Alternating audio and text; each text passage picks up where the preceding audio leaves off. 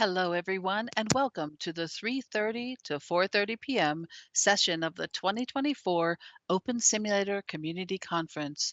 In this session, we are pleased to introduce the presentation Integrated Framework for Personal and Professional Growth. Our speakers are Dr. Andrew Stricker, Spinoza Quinnell, Dr. Francisca Yonekura, Frankie Antonelli, JJ Drinkwater, myself, Cynthia, Calongne, Lobo, and Ubit Umarov, who may be a silent partner, but we're going to share his contributions. Andrew Stricker serves as an innovation and strategy analyst for the LeMay Center at the Yale University. Previously, Dr. Stricker served as Vanderbilt University as Associate Provost for Innovation Through Technology. He has also served for 27 years as an Air Force officer and scientist specializing in learning sciences and human factors engineering.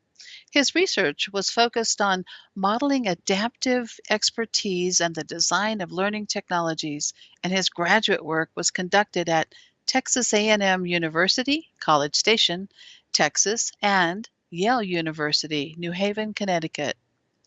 Frankie comes from higher education world where she specializes in instructional systems and emerging technologies in support of learning. She is also known to be a curious traveler immersed in virtual worlds for empowering learning experiences in the company of kindred spirits. Ubit Umarov, Open Simulator core developer, is currently a lead core developer for Open Simulator, and he started on the project in 2012. He is instrumental in coding and implementing the Open Simulator code base and many of the updates that were part of Open Simulator 0.9 through 0.9.3.0, and works on resolving issues and developing the upcoming releases. JJ Drinkwater is a virtual librarian in Real World and also our science fiction librarian at Virtual Harmony. And for me, I am a professor emerita at Colorado Technical University, where I teach doctoral AI classes, and since 2005, I've taught 62 classes held in virtual worlds for universities, and then I supported 800 eighth graders for 2 years in virtual worlds. We won, Andy and I and Mike McCrocklin and Tony Scribner won a $25,000 grand prize for the Mars Expedition Space Simulation. And today we test and design game simulations, not in that order, at Virtual Harmony. I volunteer with Avicon as a research scientist, and I am co-chair of the OSCC Organizing Committee. Please check out the website found at conference.opensimulator.org for speaker bios, details of the sessions, and the full schedule of events. Now, this session is being live streamed and recorded, so if you have questions or comments during the session, you may send tweets to @OpenSimCC with the hashtag #OSCC24. Welcome, everyone. Let's begin the session. We're going to open with a movie, just so you know. So let's see, here we go. Please click the screen, or let's see, we can give you the URL for it. Let's see, I will paste the URL in just a moment in case you cannot see the screen. And it's a short 1 minute and 23-second video. Let's see.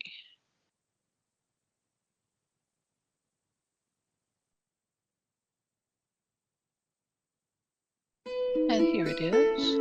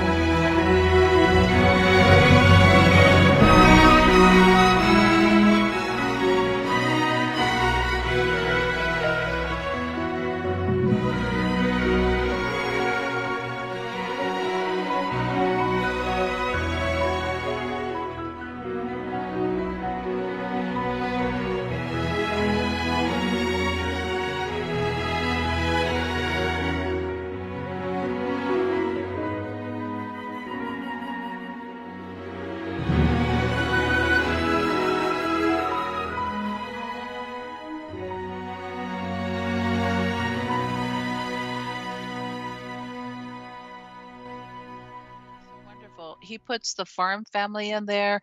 He puts all our names. We're all part of the production, which is absolutely wonderful. So, Andy, I'm going to turn the floor over to you to explain the orientation of this, and then I'm going to chime in. But while you're talking, I'm going to type for the audience. Over to you. Oh, thank you so much, Shannon, for the wonderful introductions and to everybody in our family. I call everybody in our Virtual Harmony community family because we've been working together now, I guess, for most of our adult lives. And it's been a wonderful, wonderful life of shared experiences. And it's always a pleasure to be here to present at this conference. This particular effort that we've been working with has an interesting history. We started working on a personal and professional growth model for the United States Air Force a few years back. And we were wanting to enrich in all of our officers a deeper appreciation for virtues and values. And Cynthia and everybody that you see listed on this presentation were involved in character strength development and wanting to be able to help people understand the importance of developing moral, ethical reasoning and along with their critical thinking skills throughout their entire professional life.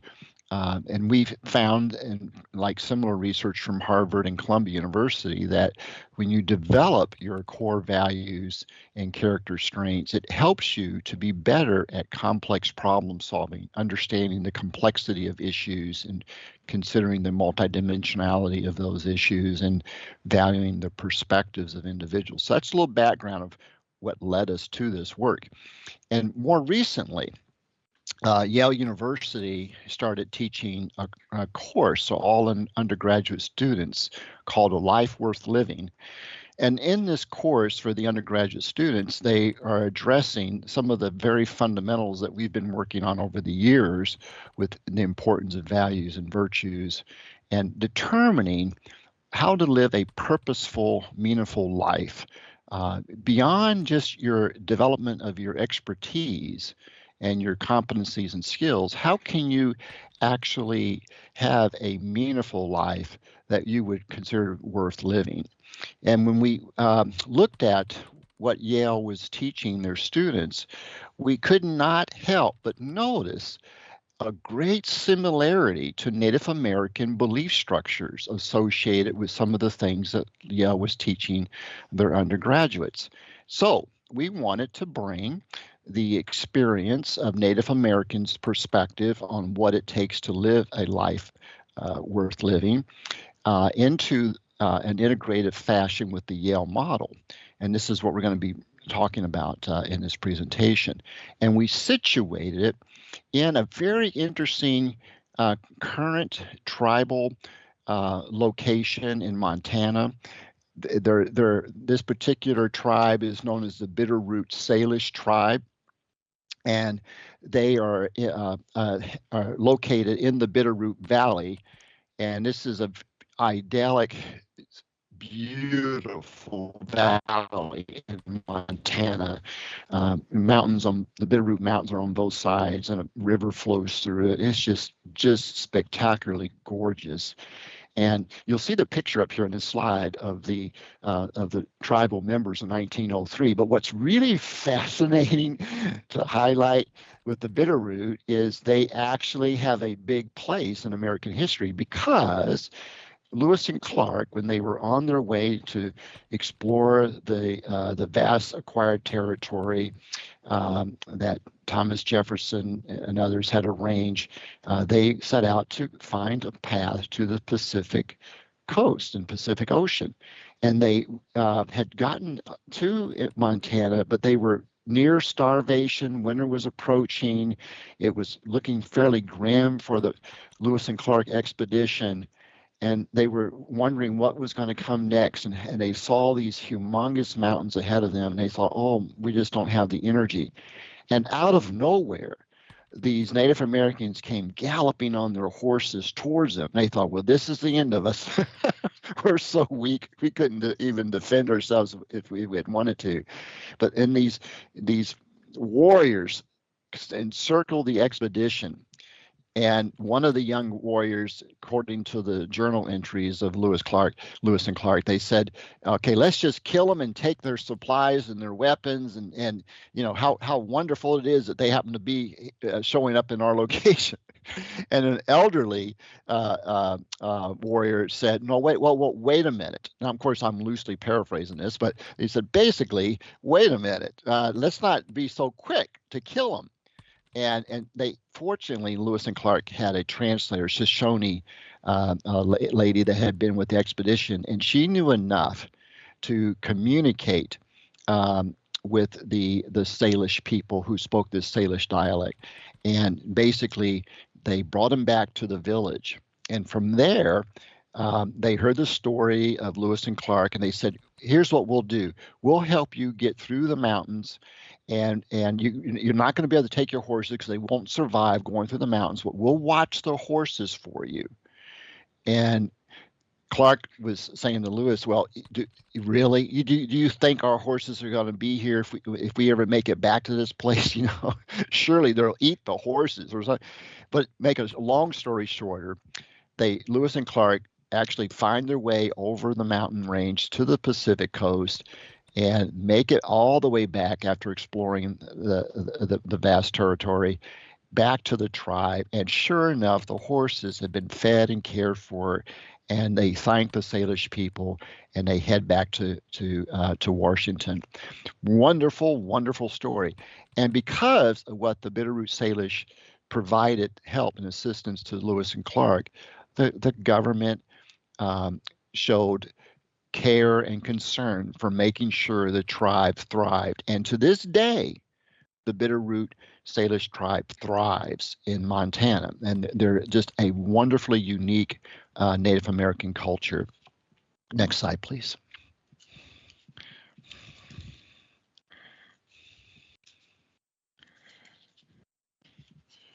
Now, what's interesting about the Salish dialect is that they have, and this is one of the reasons we included in the simulation, is we have this, you can actually hear Salic tribes people speak certain conceptual phrases related to the model that Yale teaches. And so what was fascinating is we had this access to this wonderful collection of multiple Salish phrases that had been recorded by MIT and Berkeley a few years back on some research associated with their ways they represent time and a perspective of their identity. And so this is called a dialectical sort of categories, and this is common for most languages, actually, where you have a sense of accounting for your presence in the moment of the discussion, dialogue, the situation or the spatial characteristics, and the temporal relationship associated with if you're speaking in the present tense or past tense. Now, what makes the Salish language very interesting, why MIT and Berkeley were fascinated with studying their language, is they have a way of speaking in the sense that their identity can be infused in the moment of their dialect of talking, that the past is infused with the present and the present is infused with the future. And I want to come back to this in a little bit with our discussion of the Native American concept of four worlds. And so you'll see how we've made an attempt to integrate this beautiful concept of this lifespan that ranges through eternity, called the four worlds. And you'll hear about the four worlds from the Navajo Nation and other tribes and so forth. And it's very powerful, and we'll get to why it matters for us. Next slide, and Sen, if anything that you'd like to share. This is Yale's model, and so it's a really interesting one because they are dealing with students who are very confident of their capabilities and why they're at Yale and been selected and so forth. um, and many of them are very convinced about areas that they're going to excel in. And what the Professor Wolf, who is the lead instructor for this course at Yale, wanted the students at Yale to reflect upon was, are you really sure that it's all there is to life is to excel in your academic pursuits or your career professional pursuits, in a sense of your competence and expertise? Surely there might be more to consider for having a meaningful life. And so they basically throughout the semester, they take their students through several activities to ask questions as they're going through the discussions of the lectures, to say, okay, well, what is it out of majoring in certain areas at Yale, and your identity of developing yourself, whether you go on for your graduate work and certain professions that you want to enter upon, what is it that you believe that's going to provide you in terms of meaningfulness? And of course, some people would say, well, I want to be a lawyer, a physician, a teacher, so forth. And they will then go through a series of questions and say, well, what do you expect to achieve from that goes beyond just the practice or the praxis of your vocational work in life? And they're basically encouraging self-reflectiveness at a deeper level, which they refer as self-awareness. And so that you become in tune, that when you look at your accomplishments in life and the accumulation of things, whether it's social prestige or monetary, is there other areas that would offer indicators of value? What would be indicators? Friendships, things that you've done that people could associate with, that brought, it helped society, and you were able to be recognized for that, and so forth. And through this process, then on the left-hand side of this model, as you get towards the bend of the curve, they're wanting their students to actually engage in self-transcendence. And I love this about the Yale model, because this goes back to Emerson, transcendentalism at Harvard in the 1800s. And transcendentalism is distinctively American. And this is a very unique contribution to a understanding about the meaningfulness of life. And it basically says, in order to really tap into some of the really most important elements for having a meaningful life, you've got to go beyond yourself. You got to say, well, beyond just always saying what's in it for me about why I might do something or be motivated to do something, how might I touch the lives of others and go beyond my immediate factors of success and benefits and so forth? And so this is a process that some people say, well, it's highly related to some spirituality understanding of yourself, or your connectiveness to others that go beyond, the immediate benefits of what they can provide you. So this leads to a turning point, or what they call a tipping point. And interesting enough, and I'll get to it here in a little bit in our presentation, the Native American concepts of tipping points, because they have one. They have a viewpoint that this is a key transitional process from going some developmental stages of proficiency to a process where you begin to have a big vision of the purpose of your life, and you are able to self-sacrifice. You're able to go beyond the obvious, and even do things that provide little return in terms of like benefits or acclaim or prestige. So I find this refreshing, that Yale is wanting their undergraduates to think about. Now are they going to transform an undergraduate to think in these big terms and perspectives? I don't think so. and I don't think they would say that they do. They're like planting mustard seeds. They're saying, how many undergraduates can you imagine that is going to be able to, at this point in their early 20s, be able to look at these bigger issues from a deep perspective that you draw from life experiences. And most of us would say you've got to have some a repertoire of life experiences to be able to appreciate some of these factors for a meaningful life. But if you get to that point where you're willing to consider, even if you're in your young adulthood years, could you sense the importance of virtues and the elements of what virtues suggest about the reality of life, the truthfulness of behaviors that you can choose to select from that lead to better outcomes for yourself and others? And this creates a vision of what might be. And then from that vision, you can start planning your life. And so from that vision, then you develop a pattern of thinking and a pattern of doing. So I've kind of went through.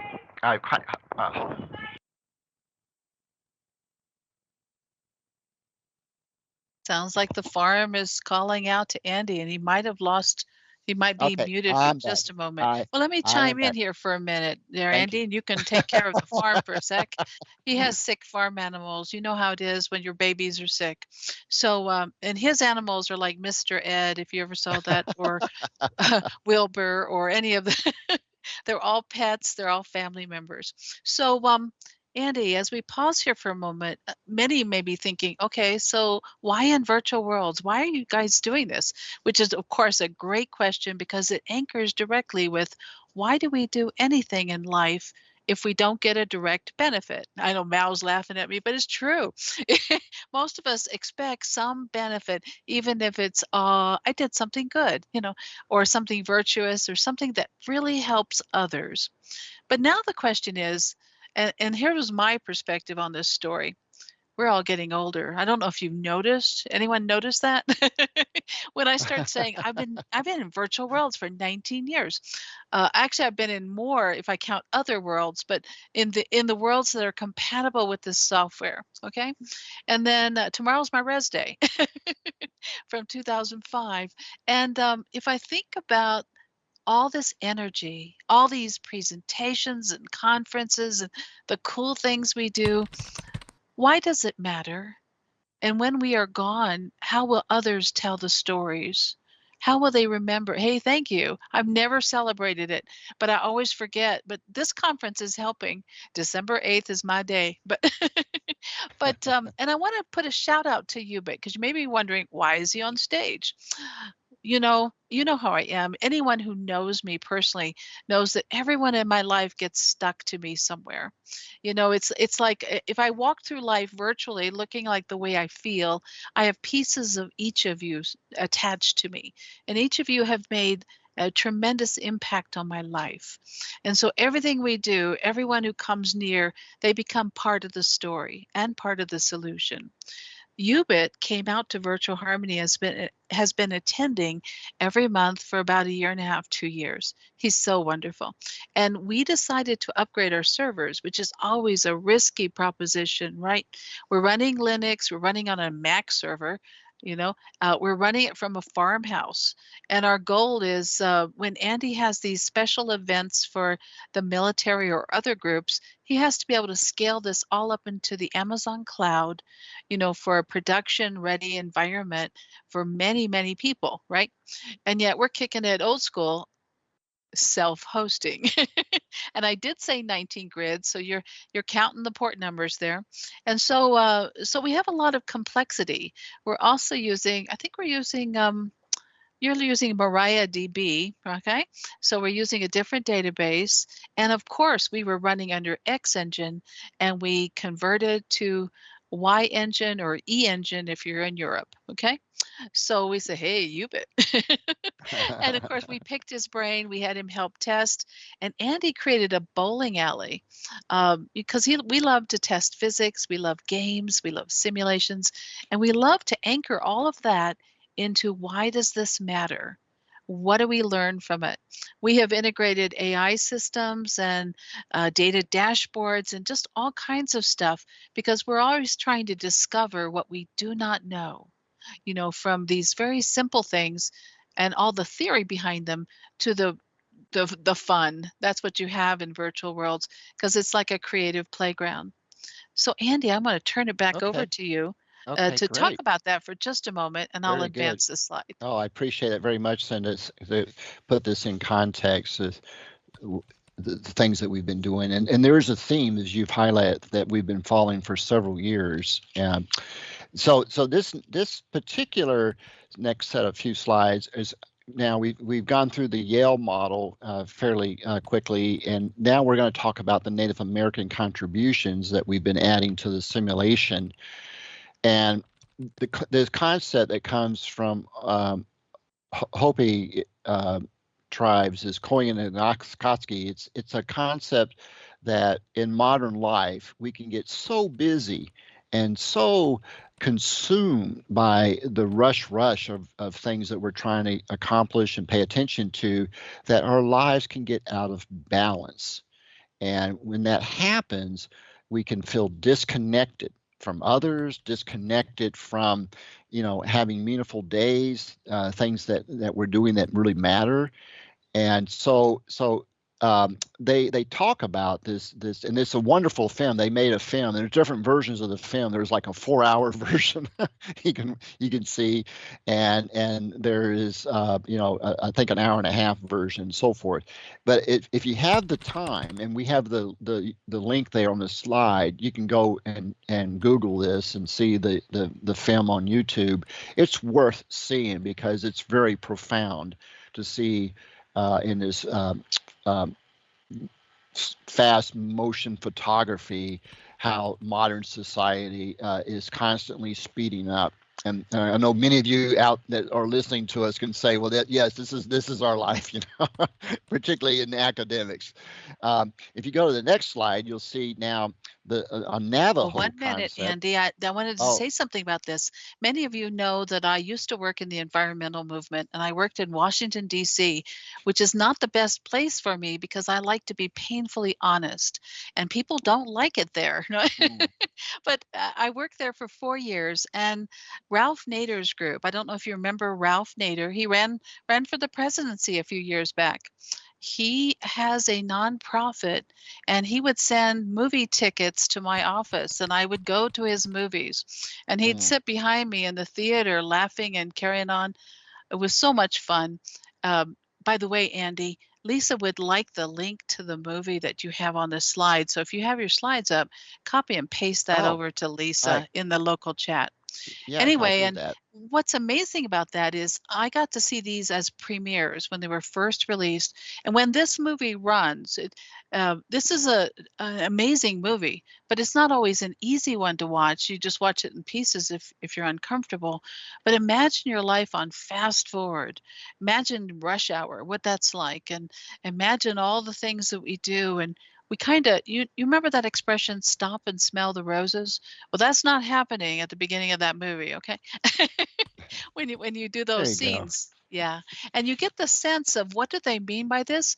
Koyaanisqatsi is about your life out of balance and how to take a moment and say, well, this is a crazy life, but I can get control of this. I can still achieve all the things that I value and apply my virtues and of course live as a loving spirit, if you will. Now, I learned in my family that a few generations back, it was very quietly done, but my great grandmother was Native American, right? And she gave birth to like 8 of the kids.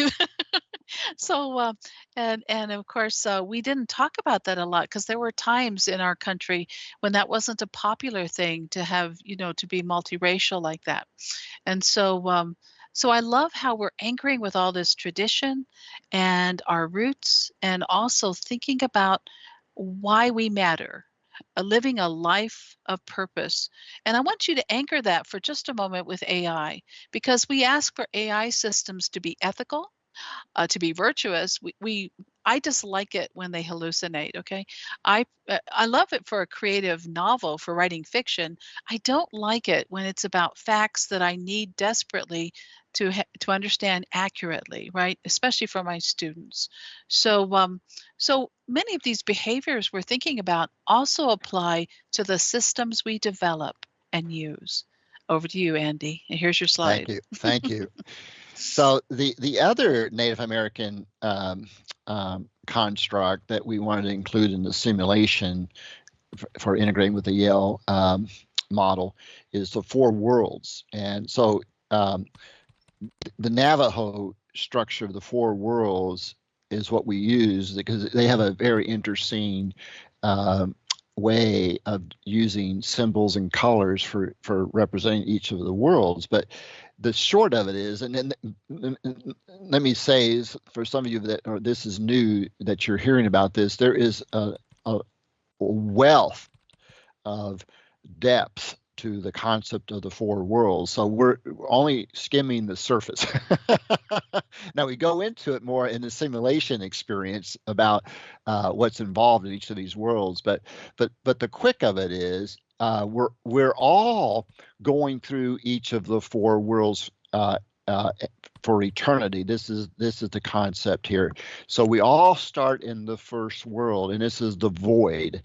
This is where things initially get formed, and all the essence of everything that ever exists always for eternity will exist.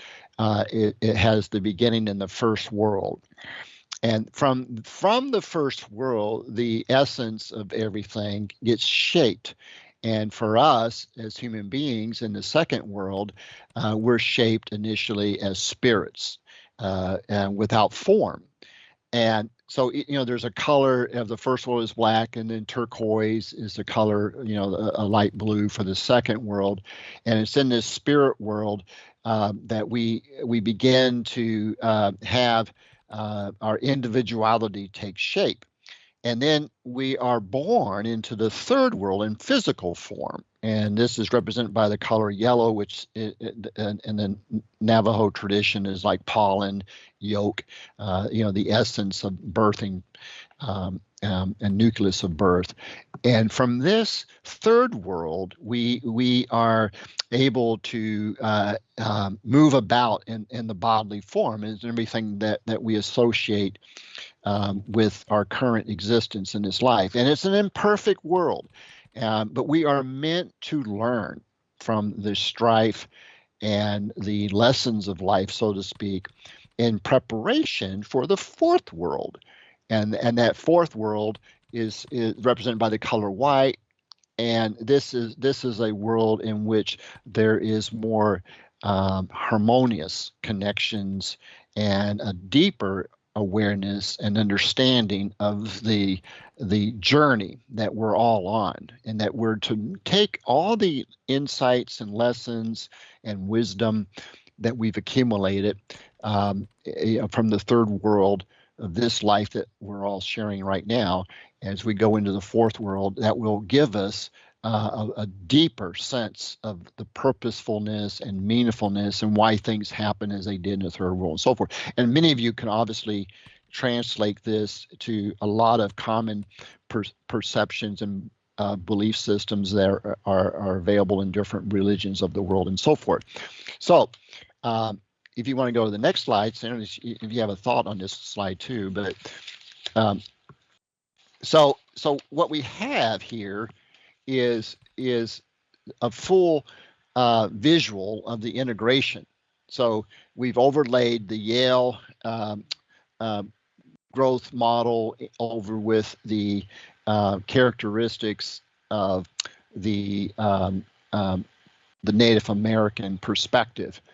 And so as we go through the different worlds, we want people in the simulation to understand what the different perspectives are of the four worlds, so that they can anticipate the areas of their current existence in the third world for deeper insights of, say, well, what value is my life offering for a deeper understanding of the interconnectedness of all forms of life? And that is a key concept across the four worlds, that we're all interconnected, and that and we should understand that, because then all things become sacred. When we understand that we're all interconnected, then all things become sacred, and this leads to a deeper set of core values.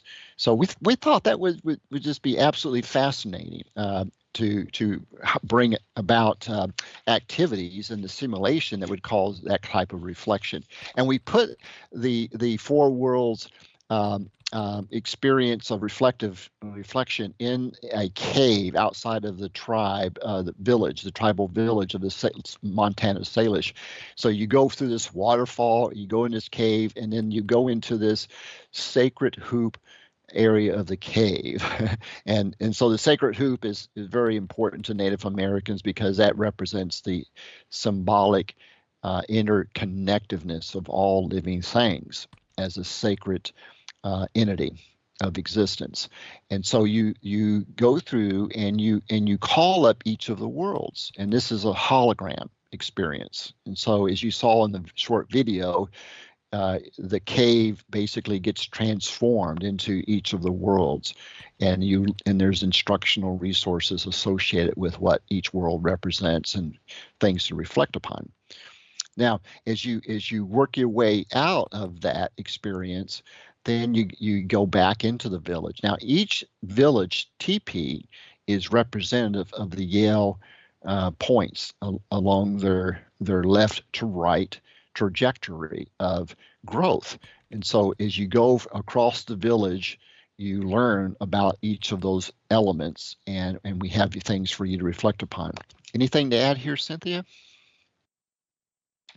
Andy's approach to learning, especially in a virtual world, has always been either challenge-based, where you have this cyclical way in which you think about what you're doing, you evaluate various ideas and perspectives, and then you collaboratively make decisions that are trying to optimize all of the different options.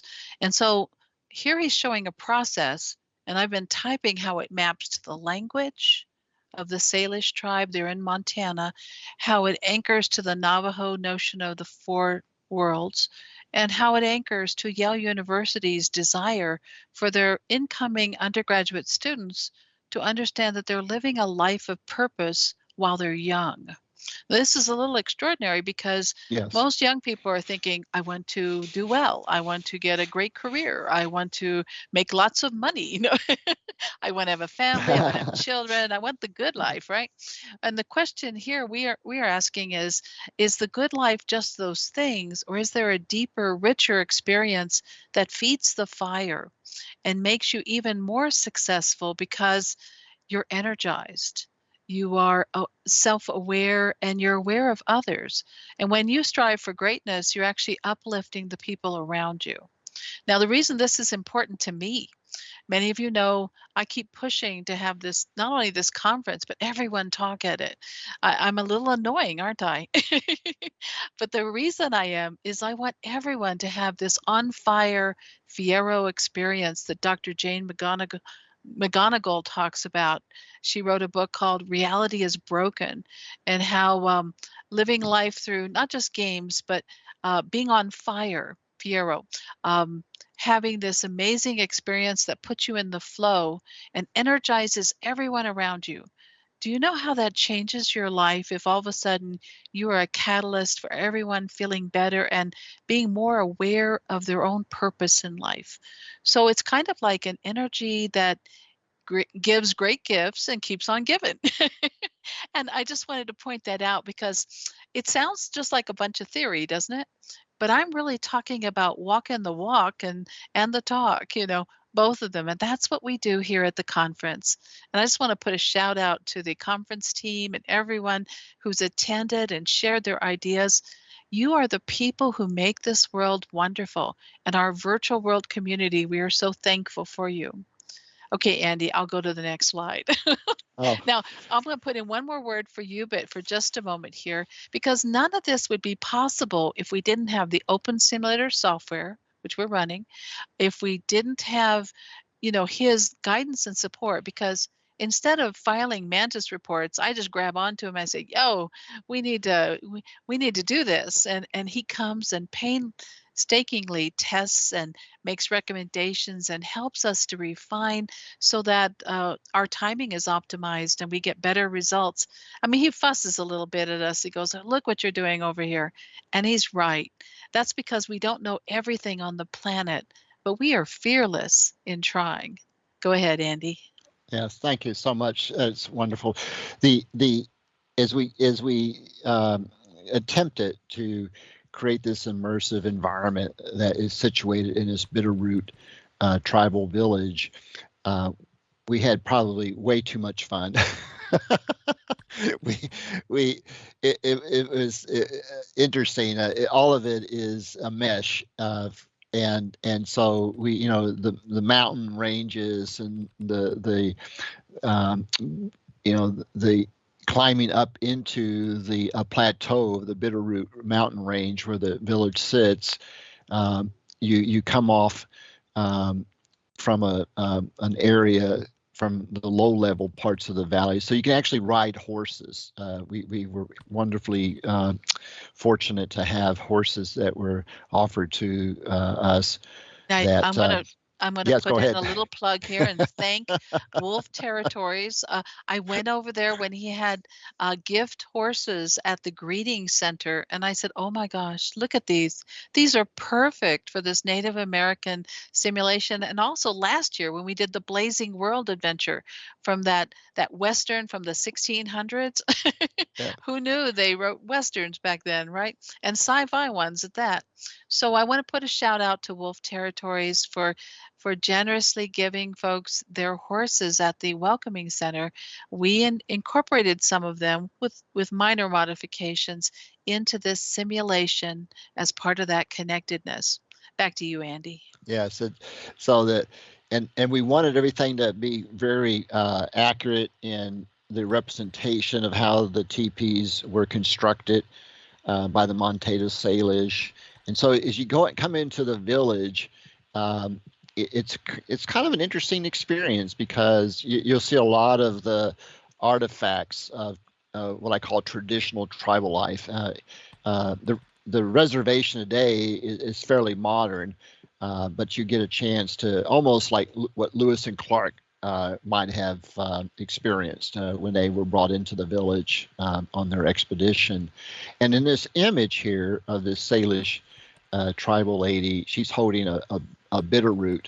And there's a funny story that goes with this. The bitterroot is dug up by the Salish people and used for medicinal benefits and also for nourishment. And the interesting thing about, as some of you may know with the bitterroot, is you dig it up by the root. So once you dig it up, if you don't have a way to replenish the plant, you basically will consume it all. And so the Salish people over generations have learned to selectively harvest the bitterroot and brew it. Now, it's an acquired taste. When you brew it up into like a soup dish, I think it was Clark on the expedition when he was given it to partake, he ended up spitting it out.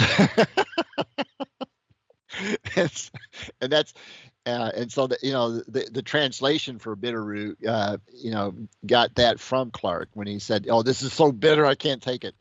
And so, but to this day, they have a really important ceremony the tribe does where they teach the young about the life-giving properties and health properties of the bitterroot, and they have a really nice full day of ceremonies and traditional teachings and instruction for the younger members of the tribe. And they go out and they still to this day and point in time harvest the bitterroot.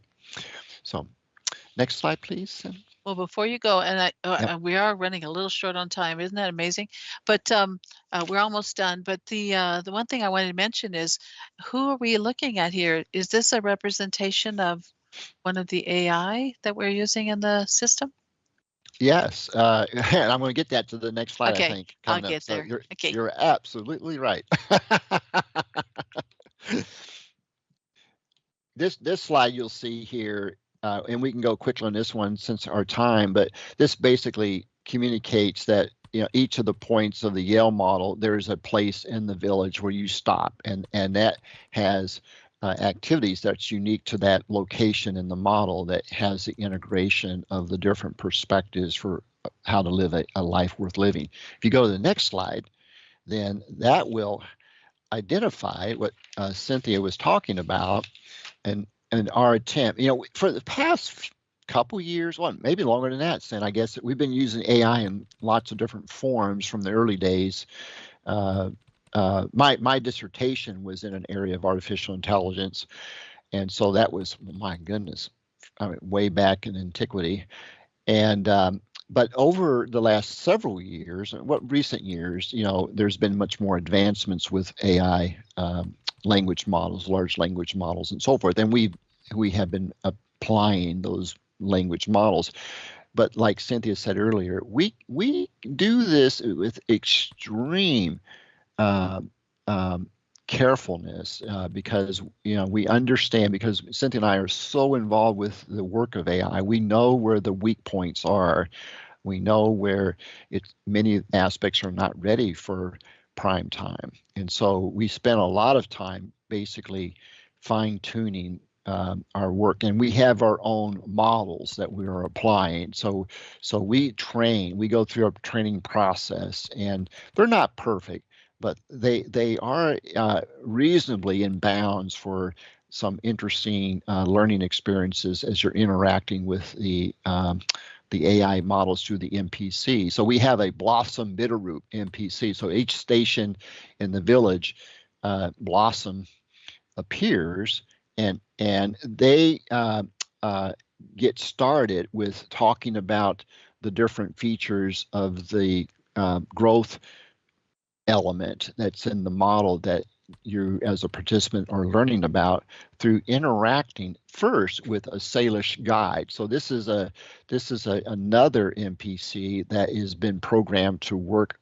in dialogue fashion with the AI MPC, and they correspond and talk back with each other and then get the participant involved. So it's a three-way conversation, and and we at some point, as we get more and more participants to go through this, we want to come back and share all the insights, because we are collecting all the data from the interaction in a database, and so for us to come back to and say, well, this worked as we thought, or this didn't work nearly as well as we would have hoped, and we want to be able to share that with each of you, those that are interested.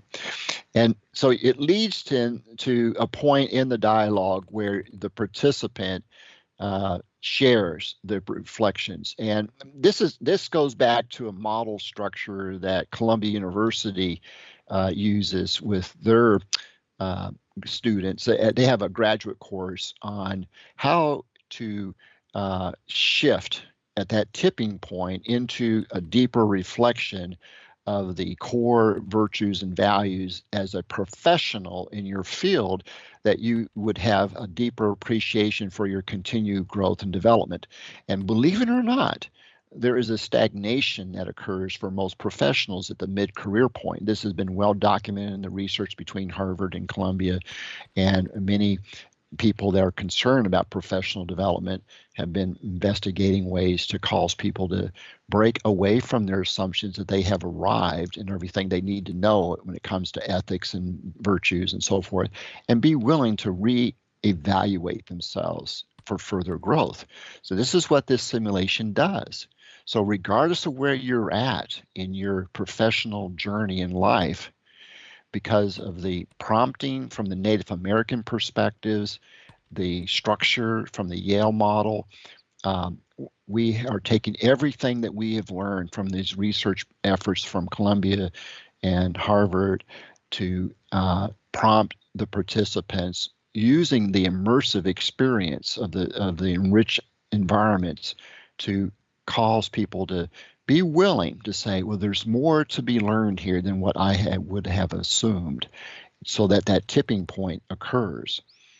And then you go through this, and so we open it up. By the way, Sen, you can correct me, but I think at some point we're going to plan to maybe be there in the Bitterroot simulation with any of you that would want to join us and go through the We could simulation. schedule an event. I didn't, because your farm family was so Yes. sick, and Yes. he's giving shots, diabetes shots, and this and that and the other. And we're talking a cow, a couple of goats, a miniature horse, a quarter horse, and a variety of other animals too.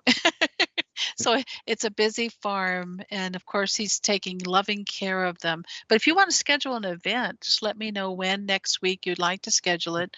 And if not, then we'll catch the next conference. Yes, that'd be Lisa great. says yes, do it. Yes, that'd be great, Lisa. Because we do over the years we've invited people to come to some of the simulations that we've been working on, and we always get great value from that, because every time someone goes through things that we've done, they'll have insights that we have not even considered, and it helps us tremendously. So here's a couple snapshots that you'll see, and the video has some of this in there too, but you can see that we have a community TP, and this is fairly common in a tribal village. And this is where you get the orientation for the simulation, and you'll get opportunities for the instructional elements of the model. And then you'll work your way counterclockwise. I don't know why it's counterclockwise, Cynthia, but we did it counterclockwise. And as you get halfway through on the counter left-hand side of the TP, then that's where the waterfall lagoon is, and you're instructed to go into the lagoon, if you don't mind getting wet, and go through the waterfall into the cave. And from there, that's where the tipping point reflection activities are offered. And then once you have that experience in the simulation, then you pick up back into the village and go onto the right-hand side for the remaining TPs and work your way back to the community TP. So that's the flow. That's the flow that we're talking about. And next slide. I think so. We may actually make our time. We may actually do this. So here is the snapshot of the entry into the database, and this is like other databases we've done in the past that you've heard about in our previous presentations of simulations. We're really big into collecting data, and so the data is paginated in this dashboard style, so researchers can export it for SAS or SPSS, formats for analysis. You can print it out as PDF, Word documents for aggregated sorts of information. So it's a really nice interface for researchers to go in and examine, because we think that we're always better at improving from one simulation to the next, because we'll see things in what people are doing, and we're not always there. People come in and do the simulations when at different hours. We've had people come in at 2 or 3 in the morning and do the simulation. So that's why that data matters and helps us tremendously. Any other thoughts, Lear, that you have? Yeah, I was typing them. It comes out and tests everything, because Andy is an amazing mix of a mesh designer, right? And rapid. I'll say, Andy, we need an airplane that crashes and to do this simulation, blah, blah, blah. And a few days later, I have one that falls apart. And then, of course, so he's fast. He uses a variety of tools. You can tell them about the tools. I think you're using Cheetah, Hexagon, maybe Blender, maybe Maya, maybe a few others, maybe some Adobe products thrown in there, but quite a few tools.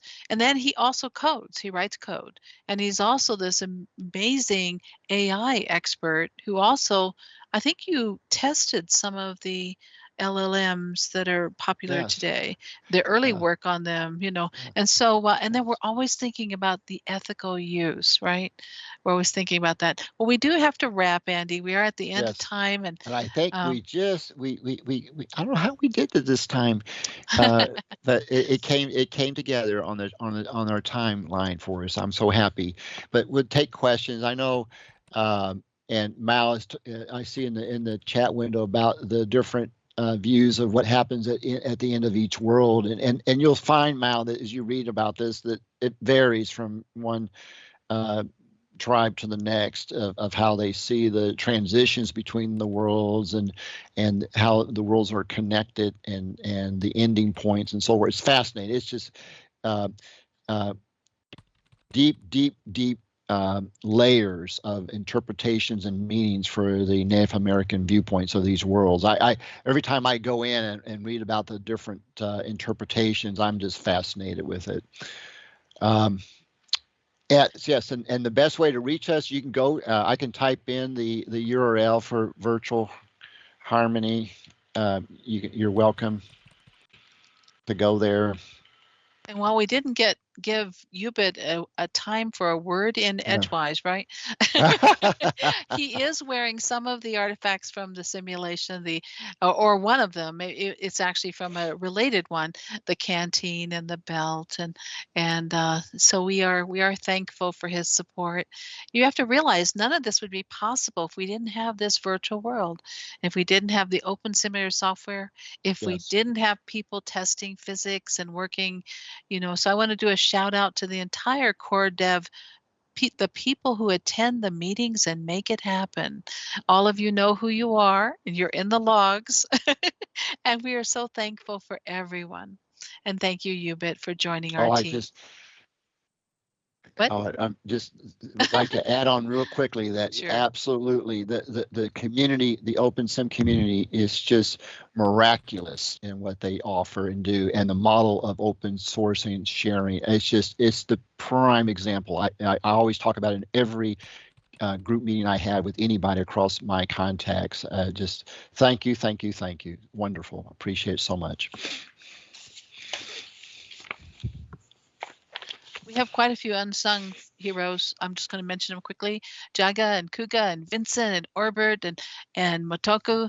Um, you know, Jamie Jordan who comes out, Kayaker who comes out, Web Rain who comes out. All of you have contributed. And then Tara and Ariel and others who've come and asked questions. And thank you. I will wrap at that point. Thanks, Mal. Thanks, Frank. And thanks, Lisa, for joining us for this session. Well, where's that moderator here? I'm going to read. Thank you, Andy, Frankie, JJ, and Cynthia, our virtual harmony team, for an informative and interesting presentation. We also are putting a shout out to Olive Tree Lighthouse, who joined our team this year, and Delightful Durango. We've lost both of them, but we're still going on, and there are pieces of them that are part of our simulations and part of us, and they will be with us forever. As a reminder to our audience, you will want to check out the conference.opensimmer.org. And let me refresh this page just in case the content's changed and I didn't see it. What's coming up on the conference schedule? You won't want to miss our next session, which will begin immediately here in this keynote region.